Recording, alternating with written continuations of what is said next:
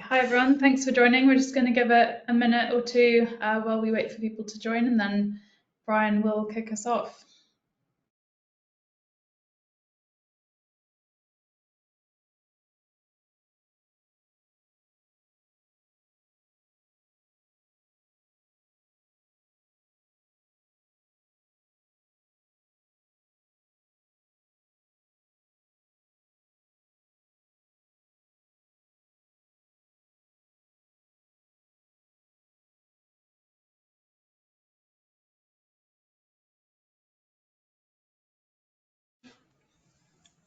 Okay, I think we have critical mass. We can go ahead and kick off the session. Hello, everyone. Thank you so much for joining us today. I am Brian Thies. I lead corporate development for Registrar. Today, we are very excited to have Anya Doherty and Joe Duncan-Dougal from the Foodsteps team to discuss how can food businesses comply with sustainability standards and regulations. As you may know, Foodsteps is the newest addition to the Registrar family after our acquisition a few months ago, and we're incredibly honored and excited for the team to walk you through this important topic. So with that, I'm pleased to introduce Anya Doherty. Thank you, Brian. Do you want to just put us on mute? Great. Yeah, thanks everyone for joining. Really great to see so many people here. My name's Anya Doherty. I'm founder and director of Foodsteps, and as Brian said, we're really excited to be here to share our insights with you all with today's webinar topic on how food businesses can easily and affordably comply with sustainability standards and regulations. So to very briefly kick things off so that you know who you're hearing from, a quick slide of background on Foodsteps. So our mission here at Foodsteps is to help food businesses become leaders when it comes to their journey to net zero. So we're a team of leading food sustainability experts based in London, but we work with companies all across the world to help them measure, reduce and report their food sustainability. We work really closely with food businesses and clients across the world to reduce the costs and risks associated with the net zero transition, which of course includes a huge amount of interest around sustainability, regulation and standards, given that this is a very increasing and hot topic. You're hopefully in safe hands here because our software products and services are used by over 150 food and beverage businesses across the world, many of whom we're very actively working with on complying with sustainability standards and regulations. So we hope that today we'll be able to share some of those insights about what we've learned working with these businesses and help you to take advantage of the knowledge that we've been gaining from working in the space as one of the first movers.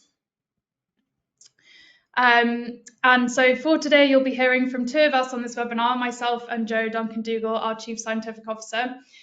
So Joe will be kicking us off outlining a little bit of a cheat sheet on the key sustainability standards and regulations that you should be aware of as food businesses. Joe is then going to pass back to me and I will run through a bit more on the action side of things. So what our key recommendations are on exactly what you should be doing now to prepare for these regulations, what the essential actions are, and also some clear guidance and advice on what we've been seeing work and not work in the industry. So I'll pass over to Joe now, who will take us through a bit of a high level on the regulations, and then we'll get into the actions. Go for it, Joe. Cool. Thank you, Anya. Hi, everyone. I'm Joe, and I lead the science team at Foodsteps. So we're responsible for ensuring that the Foodsteps methodology is right at the cutting edge. That means both meeting the regulatory requirements of today and keeping us ahead of the regulatory developments as they're incoming. I'm going to walk you through some key reporting standards and regulations affecting the food industry today. But as a quick housekeeping note, just before I get into it, we'll have some time for Q&A at the end, so please do ask questions as we go in the Q&A box, and we'll answer as many as we can within the hour. So, before diving into the reporting standards, it's worth first setting the backdrop for this conversation. Greenhouse gas emissions are driving climate change, the effects of which are playing out around the world right now, with the impacts of the 1.2 degrees of warming thus far much more severe than we predicted even 10 years ago due to tipping points in the Earth system. The food system is one of the most important systems on Earth, feeding over 8 billion people. Unfortunately, the emissions it produces put it as one of the primary drivers of the changing climate. Looking at the numbers, we need to reduce the impact of the food we consume. And as consumers, surveys suggest that we're up to the challenge, but it's food businesses who need to lead the way here as the ones who can pull the decarbonisation levers. The most important point here is that the majority of food business emissions sit in Scope 3, which is your indirect emissions. So we're going to talk much more about Scope 3 specifically in the second half of this webinar, but I'll give you a quick refresher now, as this is a key component of all sustainability reporting for food businesses, and it's therefore a thread which runs through this entire webinar.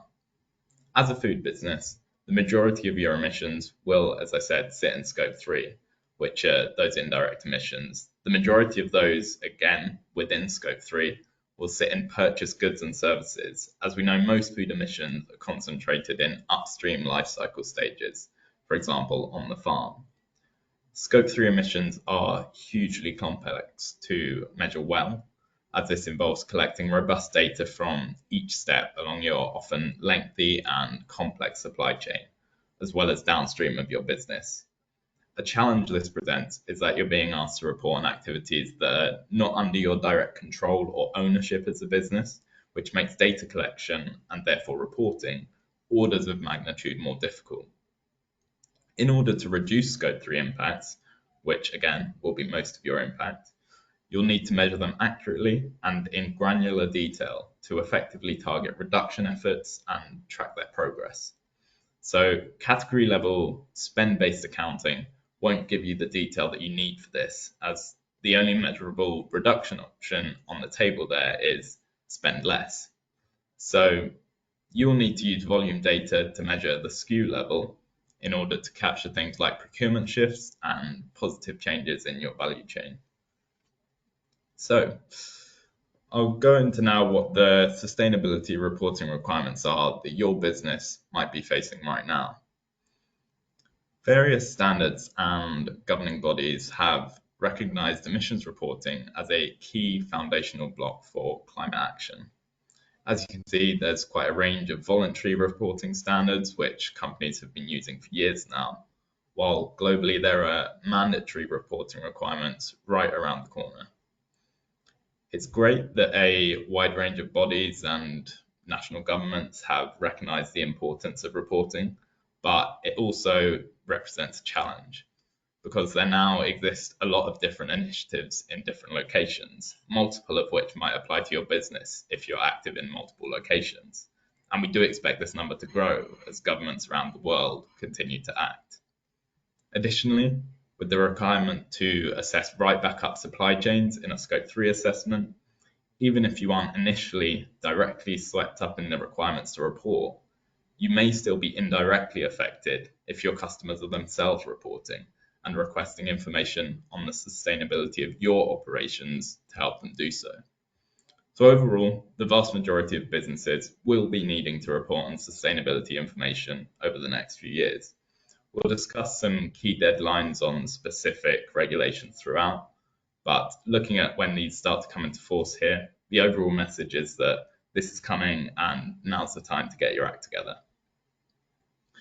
Firstly, the Corporate Sustainability Reporting Directive, or CSRD. The EU Commission has defined a common reporting framework for non-financial data, and importantly, it applies to companies globally which are active in the EU, for example, through a subsidiary or an EU branch. So this is a really broad collection of ESG data to be reported, with the environmental reporting ranging from emissions to land use to water use, pollution and more. Outside of the environmental metrics, you're also required to report on a range of social and governance topics. A particularly interesting element to the reporting requirements is this concept of double materiality. This requires businesses to not only report on their impact on the environment or society, but also to report on the risks and opportunities to their business of sustainability related events and developments. So This will really help businesses to think in more comprehensively sustainable terms and to proactively align themselves to a future sustainable economy. In full, this is an incredibly broad reporting directive, the most comprehensive sustainability disclosure in history, and getting good, accurate data on each part of the reporting requirements with ease will be important in reducing the burden of reporting on all of the thousands of data points covered in this legislation. There's a lot to think about here, and it's essential that in each area, your reporting is both full and accurate because CSRD reports must be assured by third parties in order to be compliant. The timelines for this coming in are staggered according to both the size of your company and exposure to the EU. So starting in 2025, based on FY24 data, it's large businesses that are required to report, which means more than 500 employees and traded on an EU market. If you fall into this camp, you'll very likely already have started. In 2026, based on FY25 data, it's businesses with more than 250 employees, again traded on an EU market and meeting turnover criteria. Next, we move to 2027 and FY26 data, which now brings in small and medium businesses trading on EU regulated markets. So this is where the number of businesses will really dramatically increase. This does exclude your micro businesses, which are sort of under 10 employees and below turnover limits. Finally, in 2029, based on FY28 data, it's the non-EU firms, and it's those with EU branches and or EU subsidiaries that are then required to report. So as an overall summary, all EU listed companies which do not meet that micro-enterprise exclusion must report at some point. But depending on your size and exposure to the EU, you may be mandated to report now or in a couple of years.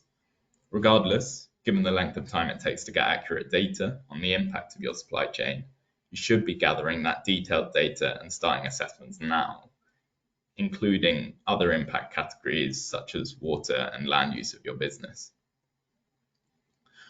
So, keeping the focus on your supply chain, let's look now at the European Union Deforestation Regulation, or EUDR. This is a regulation aiming to curb deforestation in the supply chains of commodities most tightly linked to driving that deforestation. The EUDR dictates that products containing any of the 7 identified deforestation-linked commodities must prove that they do not originate from land deforested after the end of 2020. This applies to both commodities and associated products imported, exported, or traded in the EU, and covers both legal and illegal deforestation. So the scope of this really impacts global companies across entire supply chains. This is a massively important piece of legislation that should lead to a step change in our progress stopping deforestation, which is a practice that leads to huge emissions due to the resulting changes in carbon stocks on that land. The requirement that this places on businesses is due diligence with respect to the products in scope from each supplier. This means firstly, collecting information to show the product you buy is deforestation free. Secondly, assessing whether there's any risk the product doesn't comply and that deforestation is occurring or has occurred recently in the supply chain. And thirdly, mitigating any non-compliance risks that you identify by sourcing from land with a clean deforestation history back into 2020 at least. After going through this process, we can actually then feed this into your Scope 3 assessment by removing the often substantial deforestation-related emissions we would otherwise model for those products. Different sectors are prepared for this regulation to different extents. Cocoa, timber, and palm oil, they're all relatively well prepared due to pre-existing certification schemes. On the other hand, soy and cattle products, much less well prepared. Coffee and rubber, perhaps somewhere in the middle. But it's worth saying that within each sector, there'll be a really large range in how prepared companies are. So on timings, and it's slightly interesting, this regulation was initially applicable from the end of 2024 with a delay of 6 months granted to small and medium enterprises putting their deadline in the middle of 2025. In the last week or so, however, the European Commission has proposed a delay of 12 months to this regulation, making it applicable from the end of 2025 for large companies and from mid-2026 for the small and medium companies. This delay has been criticised by environmental groups given the urgency of curbing deforestation, but it appears the European Commission has listened to concerns from industry around a lack of preparedness and insufficient guidance on compliance. Regardless, when this does come into force, it will put a huge focus on the traceability of your supply chain. Given how long it can take to trace back up complex supply chains to primary production sites, you need to start right now. This means engaging with your suppliers and working to build up a picture of the deforestation history of the land that produces the things that you buy. One standard which focuses on target setting and progress monitoring is the SBTi, which stands for the Science-Based Targets Initiative. The SBTi is a global initiative that enables companies and financial institutions to understand how much and how quickly they must decarbonize to prevent the worst impacts of climate change with sector-specific guidance. This has major food industry signatories like McDonald's, Danone, and Arla, for example. Firstly, some background on why the SBTi even exists. When organizations calculate and report their business footprints, they naturally then look to set targets for reducing those footprints. If you measure without setting any targets for reduction, you'll be unlikely to achieve any impact reductions and may therefore be at risk of greenwashing in any communication of your impact. Most businesses that set targets tend to set dates by which they'll achieve net zero, such that their emissions are balanced by their removals of emissions from the environment. Pre-SBTi, many of these targets were not initially driven by specific requirements for decarbonisation in the sectors they were in. Furthermore, the thing with reporting and setting targets is that you need to follow up on it with action and further reporting of progress against those targets, which wasn't being done consistently. So overall, before the SBTi, there was a pretty messy picture where businesses weren't really sure if their targets were sufficiently ambitious to achieve global climate goals and weren't really being held to account on their progress against them or lack thereof.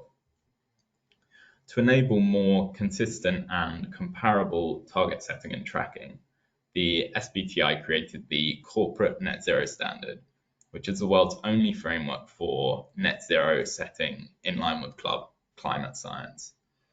If you are setting decarbonisation targets and they aren't in line with recommendations from the SBTi, there's a big risk that your targets won't be consistent with limiting global temperature rises to 1.5 degrees as per the Paris Agreement, which we know is absolutely vital given the impacts that we're already seeing at 1.2 degrees warming. One of the sectors particularly in need of tailored guidance is the Forest, Land and Agriculture sector, or FLAG as an acronym. This sector is unique in both being a significant contributor to emissions and also a major opportunity for carbon removals.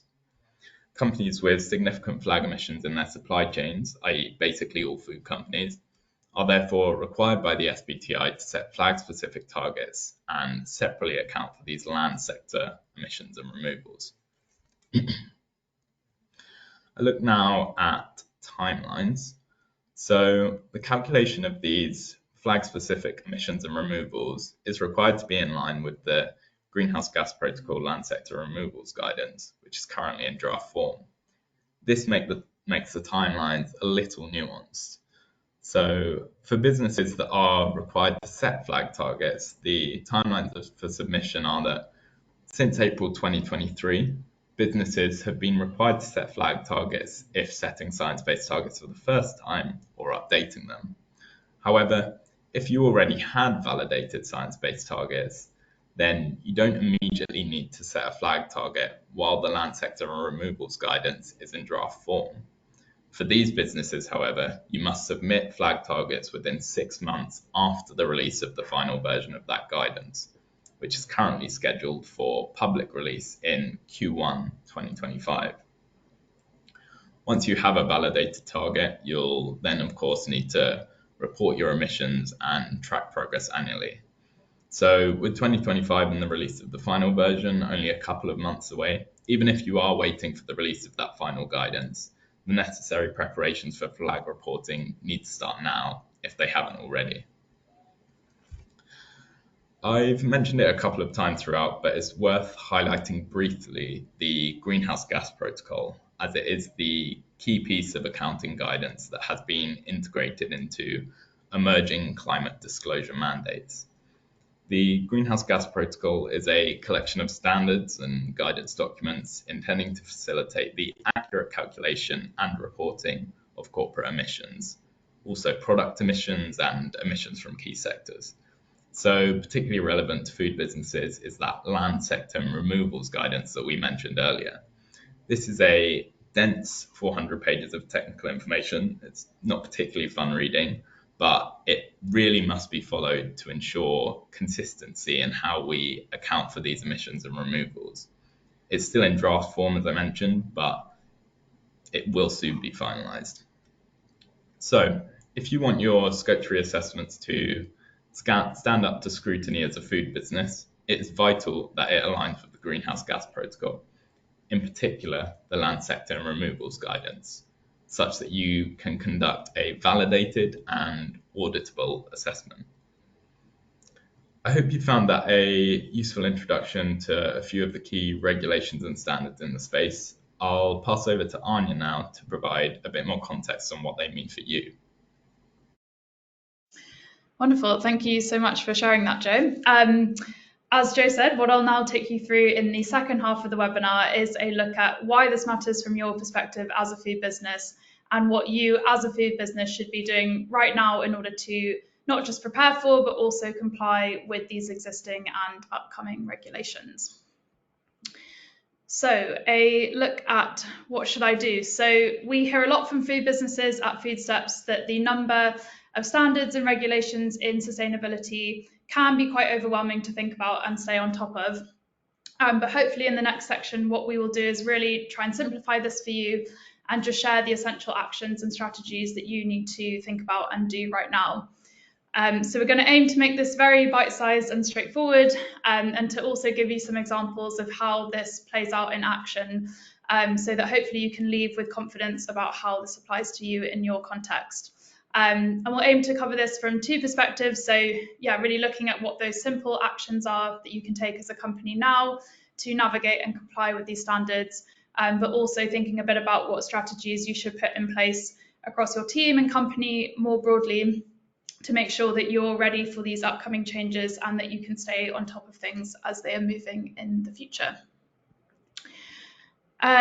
So to make this very simple for you, we have boiled this down to two actions that we think are really beneficial and impactful to do now in order to navigate and comply with standards and regulations. So of course, with any regulatory frameworks and standards, there will be more than two things that you'll need to do, if only it really were that simple. But we think that these two actions can really help to focus you on getting to the 80%, which is the bulk of what matters, and not to get lost in the smaller 20%, which we know matters a lot for very busy people at busy food businesses. So the two things that we consider really essential are, firstly, mapping the sustainability regulation and standards for your company, and secondly, getting your Scope 3 emissions right from the start. And in the rest of the webinar, what I'll do is go into a little bit more detail about each of these things and hopefully show you why these are the most essential actions that you should be taking now. So on the mapping side of things, we'll just go to the next slide, please. The recommendation here is to ensure that you really map the sustainability regulations and standards as they are applicable to your food business. So as Joe mentioned a bit with CSRD and EUDR, as well as the other regulations, these do differ depending on your jurisdiction, how big your company is, but also where you actually sell your food globally. So we would really strongly recommend having a one-pager that can be kind of centralized and shared across your organization that clearly roadmaps these standards and regulations for your organization. And we would really recommend that you keep this up to date at least every 6 months, given that the regulations are evolving and adapting very quickly, but updating it every quarter is even better. So the reasons why we think this matters so much as a crucial step is that it can be quite challenging to stay on top of the picture of these standards and regulations. So already building it into your annual workflow can help you to feel like it's becoming a normalized part of your business operations. We also find this one-pager a very useful tool for getting early buy-in from your teams and to have those kind of early discussions about budget and resourcing so that you're appropriately planning ahead for what might be a kind of now, next year and year ahead picture. And then finally, we think it's really crucial and important to have this kind of map because it can mean that you're only focusing on what matters to your company. There are a lot of regulations and standards out there, many of which are emerging, and not all of them are going to be applicable to you. So doing this exercise can absolutely help you to cut out the noise and ensure that you're streamlined on what matters really just to your business and operations, and also what you should keep your eye on. So just a quick visualization of what this mapping exercise can look like. So we find what works really well is to think about this in 3 buckets. So what are the existing voluntary standards that apply to you and also those which your peers are part of? What are the mandatory regulations and what are some of the ones to watch? So from a voluntary standards perspective, even though these are not regulatory, if you've signed up to voluntary standards like the SBTi, there will still be developments that you will need to be aware of in order to remain compliant with these voluntary standards.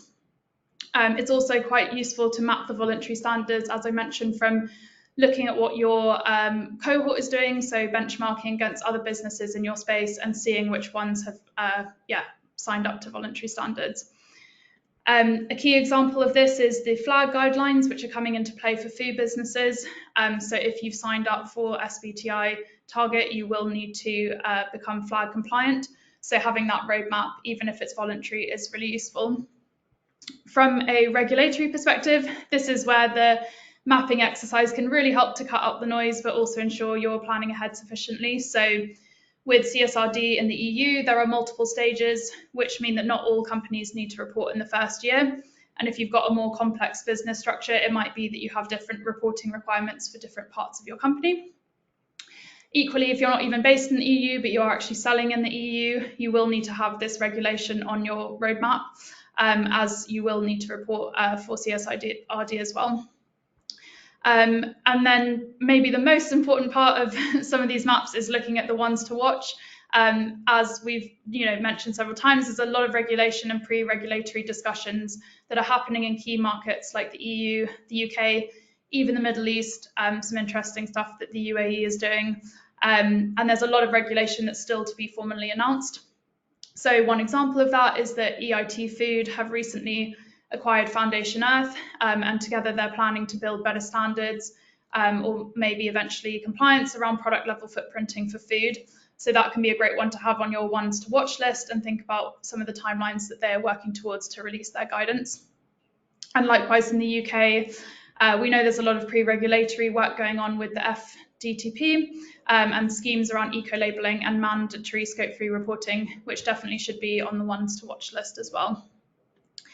And so to make this even easier for you, for those of you that have been able to join us on the call today, we're happy to say that we can hopefully make this extra easy, and we can offer a free one-pager to anyone on the webinar as a complimentary follow-up. So all you need to do is we'll send you an email after the webinar. You can tell us your company name and where you operate, and we'll be able to send over a one-pager that kind of has that matrix of regulations and standards which you should be considering that then are tailored to your company. And hopefully that can give you a great head start in making sure that you've got this kind of to hand and something that you and your company can start to work through. So the second part of the actions is focused around getting your scope 3 emissions right from the start. So Joe did a very quick recap of what scope 3 is in his part, so I won't spend any time on this, but just as a one-liner refresher, this is all of the emissions that are not under your direct control. So it's basically anything you're buying into your company, as well as some other bits, but it is all of your food and beverage purchases.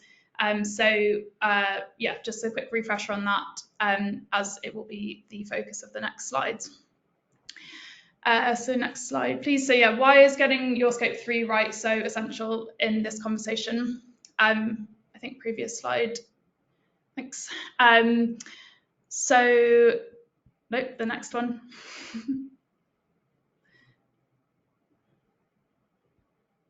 One after that. There you go. Thanks, Rose. Yeah, so why does it matter to get your scope 3 right from the start? Sorry, 1 second. The previous slide, Rose. Wonderful, we've got there. This is the right slide. So yeah, one of the key reasons is that scope 3 really is the common thread between all of the standards and regulations. So as Joe mentioned at the start of the webinar, there's a whole range of reporting and regulatory standards out there, CSRD, SBTi, FLAG, as well as regulation coming into play in Australia and Canada and California. So all of these require companies to report on their scope 1 to 3 emissions. So I think the key point here is that it's a common thread between all of this regulation, and it means that you can be confident as a business that this is something you will need to be reporting on either right now or in the very near future. I think another piece of that is that given there is commonality across all of these regulations globally, it can really help you to feel that kind of future-proofing sense that investing in this now, it's not going to go away. There's plenty of jurisdictions now and standards that are requiring this. So yeah, you can be confident that will be a core part of the pillar. Very critically, scope 3 and in particular your food and beverage emissions will make up 60 to 90% of your total corporate greenhouse gas emissions on average. So we do usually find that for FMCG brands and food service, yeah, the scope 3 alone can be 80 to 90% of your footprint, and the food being the biggest category. So it is the single area that matters the most. So one thing that we see quite often is companies kind of starting really with scope 1 and 2, and I guess this makes sense because people like to go 1, 2, 3, which is a good thing to do. But actually, scope 3 is ultimately where all of this comes into play and all of it matters, and it makes up the vast majority of the footprint. It's the area that you're going to have the hardest time reporting on, but also makes the most material difference. So it really is probably the first place that you should start rather than getting distracted with scope 1 and 2. So as a food company, this is absolutely where you should be spending 80 to 90% of your time, because it just has to be proportional to the impact that that category has. The third point around why getting scope 3 right is so essential is that doing it wrong or badly to start with will have very material costs and consequences. So we've probably worked with too many companies now who are actually redoing their poorly done scope 3 assessments, which can cost tens of thousands of dollars. The technology and the data exists now to do these assessments properly, and meaning you don't have to consistently redo them. So one of our strongest recommendations is to do it right the first time, because you will materially save your business probably thousands of dollars and make your life a lot easier. So hopefully that explains why getting scope 3 right is so essential. Now we wanted to talk a little bit about what it means to get scope 3 right, so that you can actually avoid the mistakes that we've seen companies make firsthand and hopefully learn from these for your own benefit. So first of all, a good scope 3 assessment means measuring the impact of all of your food and beverage purchases. This sounds like quite an obvious point, but sometimes we do see companies trying to lump food and beverage together or lump it together with non-food items into a kind of single assessment category under 3.1. The standards and regulations do require that you measure everything, so you can't leave some of the food and beverage bits out. And yeah, really it's important that you get the full coverage of the data, because it's just going to be the most bulletproof in terms of all of the regulation, and also allow you to make the most tangible impact and changes. We also find that if you don't kind of go to that granular level and actually measure your food and beverage and just kind of lump all your purchases together, it's ultimately really not going to serve the purpose that you have. You won't be able to see any improvements that you make. You won't be able to disclose your food impact alone, which a lot of your competitors will be. So it's very important that you do this in order to show the progress that you're making and to ensure that the reporting contributes to your brand value rather than detracting from it as well. The second point is around using volumes, not spend. So I won't go into too much technical detail here, but hopefully many people will be somewhat familiar between a spend-based and a volume-based Scope 3 assessment. For those that aren't, the simple difference is that in a spend-based assessment, you're estimating the carbon footprint of your food based on the amount that you've spent on that item. So for example, if you've spent 100 grand on milk in a year, you would use that as the basis for doing your food footprint. A volume-based assessment is where you would actually use the volume of the milk you've purchased. So say you purchase 1 million litres of milk. And the most important thing here is that if you just do a spend-based assessment, it's going to be highly volatile year on year. So you might spend more or less on milk, or inflation might affect that number. And it's going to make your year on year reporting, quite frankly, a bit of a nightmare. One thing which we're also happy to follow up with on folks is that at Foodsteps, we've invested in some great machine learning tools that can actually take your spend-based assessment and convert that into volume-based data, which is one of the things that food businesses can find time-consuming and challenging. And that means that we can lift a lot of the work off your shoulders and improve the accuracy of your assessment and give you confidence that year after year it will be comparable, which will ultimately save you money. And the final point on what a good Scope 3 assessment looks like is getting the SKU level data or the product level data for your Scope 3. And this is super important because it can show improvements in your footprint year on year once you start reporting, which means that you'll have the level of detail in order to show change. So again, just to give a real world example of what this looks like, let's say you're currently buying beef in your supply chain from Brazil, which has got a very high footprint. And let's say next year you decide to switch and buy that beef from the EU, which has got a lower footprint. What you're going to want as a company is that when you're complying with these standards and regulations and disclosing your footprint, you're going to want to show a year-on-year improvement once you've made that change. But if you don't have the SKU level or product level detail in your initial footprint, you're just going to be banking this as a kind of average global beef from a carbon perspective. So it means that when you come to making this change and switching from Brazilian to EU beef, there is going to be no change in your footprint and you won't be able to demonstrate any progress. This means that you're quite stuck in terms of what you can do, but it also means that when it comes to you reporting on your footprint, if other businesses in your cohort have done that SKU level detail, they will be able to report year-on-year progress and you won't be able to. What we also find is that companies way too often sort of work this out later down the line when they've already done that kind of high level footprint. And what that means is that you actually just need to spend more time and money redoing the assessment from the previous year so that you can get that year-on-year change. And we see too many companies having to do that when they've done a couple of years of quite basic reporting, having to pay again to back assess their footprint. And that's hopefully something everyone can avoid. Sort of all in all, we'd really highly recommend that you do this properly to begin with, so you can demonstrate not just compliance with the standards, but actually get value from the work and use it to contribute to your impact reduction as a business. So what we thought we would do is share a quick example of this in action and what some of the outcomes can be, both from a regulatory perspective, but also from an impact perspective.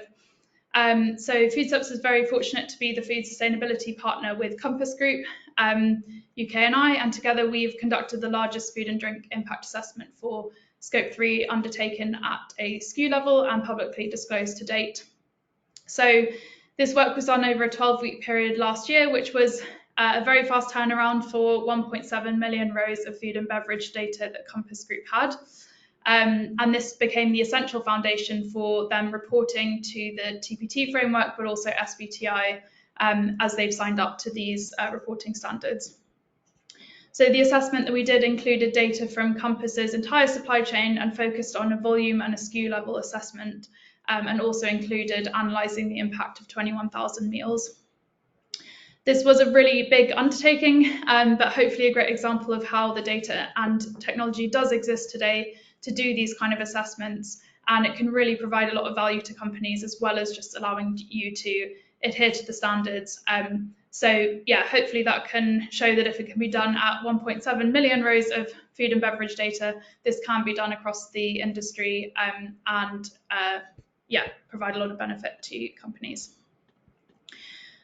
So I know we focused a lot on the reporting side of things, but we also just wanted to show that this data, once you have it, doesn't just need to mean you can comply with standards. It can actually bring a lot of benefit to your organisation as well. So yeah, just to share a quick example here with the data with Compass Group. So using the data from the Scope 3 assessment, which allowed them to do that compliance piece with SBTi, and to report on their TPT framework. It's also empowering 4,000 chefs across the organisation to reformulate their recipe library. They're successfully reformulating those recipes using local, seasonal and plant-based ingredients. And most importantly, because of the detail of the data, they're able to bank and actually measure those improvements as those actions are being taken. Compass have also used this to redesign a couple of their key dishes. So they've redesigned a beef Wellington to a mushroom Wellington and have got its carbon footprint to under 1 kilogram of CO2 per portion, which is really impressive. And they've also successfully launched a 50-50 burger, which is contributing to their annual impact reduction. So yeah, that's just a bit of a look at how the data itself doesn't have to just stop at reporting and compliance, but can really be used to drive action across organisations as well. So to wrap up on some conclusions and then looking forward to hearing your questions, hopefully what you've taken away as some of the key points here are that regulations and standards are already in play. There's many voluntary standards, but there's also regulations that are applicable to your businesses now or will be in the very, very near future. This is about engaging with your teams, both from a procurement and food team perspective early. And we really think that doing that mapping exercise can be a really important tool for you to make sure you know what you need to worry about now, but also so that you stay on top of what this means for you going forward. And then hopefully another big takeaway has been it's really valuable to invest in a proper Scope 3 assessment from the beginning. It will save you so much time and money going forward, and it really underpins all of the regulations as well as the actions that you can actually drive in your company. And then, the final point being, while the regulations and standards are a huge part of what matters here, it's really vital to know that this data itself has got much more of a lifespan beyond it than just reporting to government and sort of NGO bodies. It really can help you to have a positive impact as a company and to become a leader in the sustainability space and add a lot of value to your business. So thank you so much for listening. It looks like we might have a couple of questions.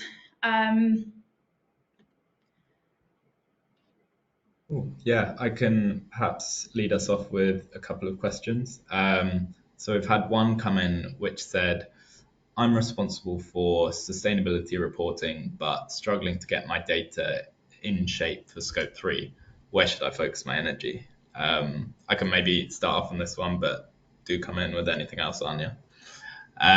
So what I'd say to this is that the first piece of advice is definitely focus, as we said, on category 1, which is the purchased goods and services. As a food business, this is going to be both the majority of your Scope 3 emissions and likely the majority of your overall business footprint.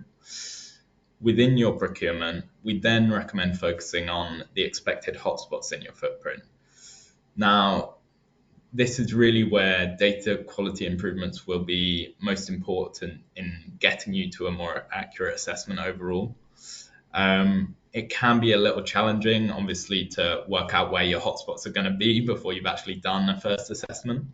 So if that is the case, start by working with perhaps your largest suppliers, either by volume or by spend in order to get better data on the things that they supply to you. I think that working supplier by supplier in this way is probably the best way to simplify what can be quite a large number of SKUs or lines of procurement down to a few specific prioritized targets for data improvement.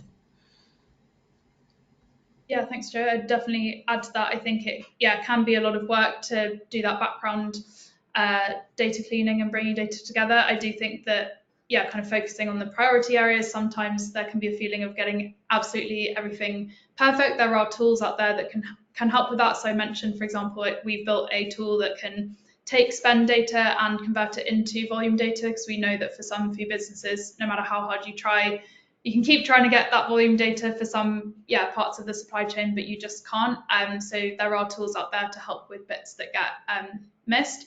But definitely, as Joe said, I think working out that priority list, so really focusing on the top areas where getting the volume data matters the most, is going to have the biggest improvement, and ultimately mean year on year you just reduce the amount of volatility as you're doing your scope 3 assessments. And that can be the pain point where you then have to maybe go back and redo things from previous years. But happy to follow up if that hopefully answered the question.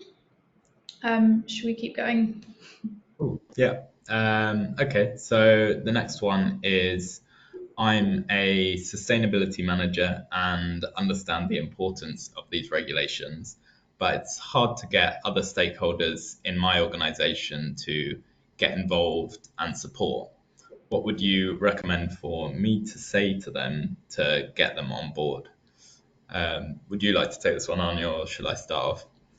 Yeah, I definitely can. So back to the kind of one pager piece, I think one of the key things, and in the one pages that we've done, we have to follow up with this, is not just having the map of the timelines, but also the kind of risks and costs that each regulation is associated with. So I guess there's costs from both the kind of operational perspective of doing things later or having to redo them, and there's also costs in terms of non-compliance, so if you sort of mess up the reporting. But I think having one thing that we found is that the regulations, to people who don't work in sustainability, it can be a lot of acronyms, it can be things that people kind of switch off from when it's not their role, and so that's why we find kind of having things really just quickly laid out. I know it sounds a bit basic, but just in a one pager to other stakeholders where they can quickly read it, they can see what matters, they can see what you've assessed as the costs and risks. We have found that that's been the most effective form of communication, and where we've tried to go into, or seen people try to sort of go into a lot of detail with other stakeholders who are not involved, they can frankly just get a bit lost with all the acronyms and all of the different parts. So I think kind of synthesizing it and having a clear roadmap that is your work, where you've kind of done the heavy lifting a bit for them and said, like, this is what actually matters to the business, here are the risks and the costs, here it is on one page. We have found that to be most effective, and something we've also had to work with our partners on to help the sustainability person get the sort of buy-in from other members of the team. I don't know if you'd have anything to add to that, Joe, but I think unfortunately this is an industry littered with acronyms, and people really kind of who don't work in the space understandably can struggle to sometimes make the links between a 4-letter acronym and a genuine business impact. And so I think kind of unfortunately doing that role and sort of heavy lifting for them can really be the difference between making the point or sort of losing the people. Yeah, I definitely agree with that. I think that like really connecting it to the why you should care, even internally to other people in the business, is really important, and the costs and risks of that is like a great way of doing that. And you can get quite specific about like if it's a financial cost, if you're trying to offset to get to net zero, or if it's a reputational risk if you misreport. I guess also as well with those which are mandated like CSRD, then your finance, risk and legal teams will care very specifically about non-compliance, because there will be fines and penalties to the business. Cool. I think we've got another question that's come in. So this question is, how often do I need to do scope 3 measurements? And if I have to comply with multiple standards and regulations, can I use the same batch of measurements for all of them? This is one I'll perhaps give a start of an answer, and Anya definitely come in if you'd like. So I think, yeah, Scope 3 assessments, firstly, they are required annually generally, and the burden of reporting more frequently can actually be too high for many businesses. You can use the same base Scope 3 assessment for each of the standards and regulations that we have run through today, but you may need to layer additional reporting on top of it. For example, we mentioned with CSRD, you also need to report on things like land and water use and others. But again, the key with that is that it's exactly the same input data that's collected in order to calculate those output impacts from your business. So we're just layering on the reporting of additional metrics to the things that you procure. I suppose it's also worth mentioning that tracking progress in between assessments is vital to making progress and kind of analogous or adjacent to the answer of this question. So I think it's really important to ensure that once you do that annual Scope 3 assessment, in between the next annual Scope 3 assessment, you do those more detailed steps of looking at your hotspots, designing feasible initiatives to reduce those impacts, and actually measuring progress throughout the year in both their implementation and their effectiveness. So that's really about the sort of tracking your impact and how it develops through time in between the assessments, which is, I think, the most important thing you can do when you're not actually doing the Scope 3 assessment. Yeah, I think just to echo what Joe said, I think we've definitely seen a move in the industry from seeing this as a very much a one-off task, maybe even just a kind of initial baseline. Now a lot of companies are getting used to kind of doing it annually, but I think those who are at the kind of forefront and really ahead of the curve are now doing this much more regularly. So even monthly, I would say, with those businesses that we work with that are kind of really integrating this into their business flow. And I would say, yeah, kind of with something like CSRD, the EU regulation, it was really designed to make sustainability reporting on par with financial reporting. And while companies may, report annually their financial data, that isn't the only time every year that companies look at their financial data. And so it is a bit, you wouldn't just kind of report that once a year and then never think about it for the time in between. So I think the structure of the regulation is really trying to emulate that financial reporting for the reason that it's intended to then, kind of make companies really think about this in an analogous way to financial data. And certainly those companies that, yeah, as I said, we see as really sort of being at the leading edge of this, they are now integrating it into monthly, reporting. I think there's benefits of that. If you're going to be reporting annually, you don't want to suddenly get a big surprise at the end of the year with no idea about where you've been, sort of in between. And, also a huge point of this reporting is not just reporting for reporting's sake, but really, trying to push the industry to actually decarbonize. And particularly if you've set a target with SBTi, you will need to show year-on-year progress.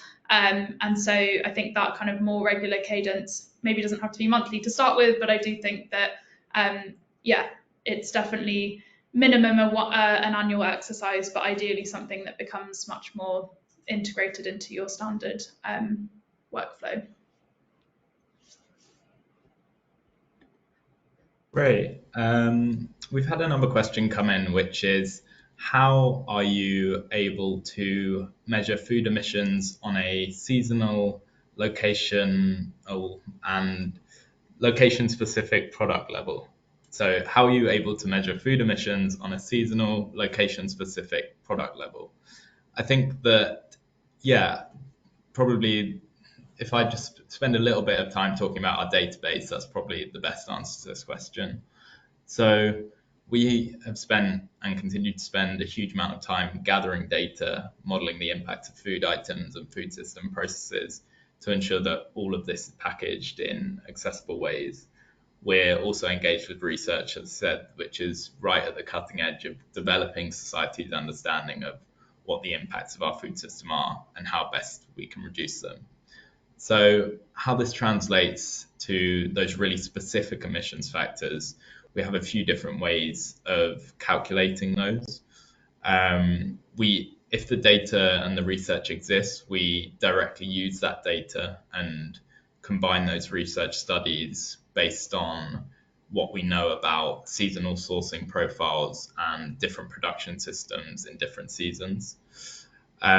We can also, when they're complex products which contain more than one ingredient, we use our own proprietary modeling to combine multiple studies and research and life cycle stages for each of the individual ingredients to build up the life cycle of that complex product. So for each of these sort of thousands of different varieties of very specific multi-item products you can get, we can return a specific impact. I guess it is worth saying as well that in some cases there are just gaps in the underlying data, i.e. the data that exists in the world, because some products are very new and they haven't been researched at all yet. So in those cases, we do a bit of our own research just to understand what a reasonable proxy is that we can use for that item. And, in other cases, we might actually do the work ourselves, so conduct a piece of research to actually find out the impact of that product if it's a particularly significant one that we don't think there's any good data out there for.